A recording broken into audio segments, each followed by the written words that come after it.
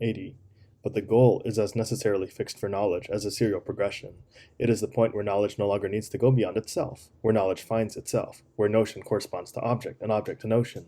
Hence, the progress towards the goal is also unhalting, and short of it, no satisfaction is to be found at any of the stations on the way.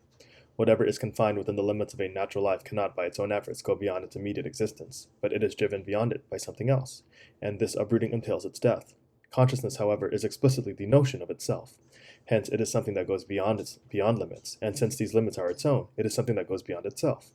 With the positing of a single particular, the beyond is also established for the consciousness, even if it is only alongside the limited object, as in the case of spatial intuition.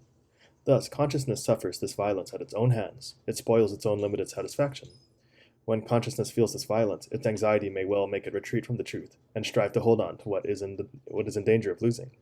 But it can find no peace. If it wishes to remain in a state of unthinking inertia, then thought troubles its thoughtlessness, and its unrest disturbs its inertia. Or if it entrenches itself in sentimentality, which assures us that it finds everything to be good in its kind, then this assurance likewise suffers violence at the hands of reason, for precisely insofar as something is merely a kind, reason finds it is not to be good.